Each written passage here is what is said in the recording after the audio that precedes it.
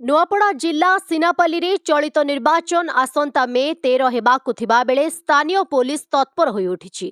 निर्वाचन किभଳି शांति श्रृंखला रे हेबो ता पूर्वरु प्राक प्रस्तुति पूर्वक साधारण जनतांकु जणाइबाकु आज स्थानीय सहर रे पुलिस फ्लैग मार्च करिछि। कौनसी एक विशृंखलाकु बर्दाश्त कराजिबनी।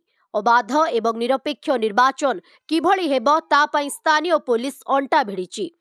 सीआई निर्देश क्रमे एसडीपीओ अरूप अभिषेक बेहरा उपस्थिति रे स्थानीय थाना अधिकारी श्रीमती रश्मिता प्रधान, एएसआई हरेकृष्ण जानी, एएसआई प्रभाकर नायक, एएसआई रामेश्वर बाग, विघ्नराज माझी, महिला एएसआई रश्मिमय स्वाई, एएसआई केशव माझी, एएसआई मनोज कुमार साहू, अभिराम घिबेलांक समेत अस्त्र शस्त्र रे सज्जित डीवीएफ और सीआरपीएफ जवान थानारू बाहरी सिनापाली, गंडाबाहाली और हातीबंधा सहर परिक्रमा करथिले।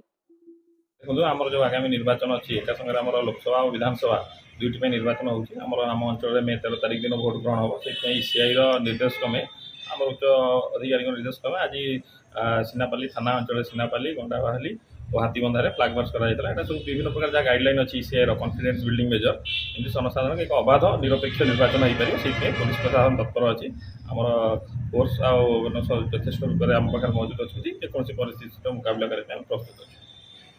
नुआपड़ा जिल्लारू जगन्नाथ सागर रिपोर्ट ओडिशा हाइलाइट समाचार।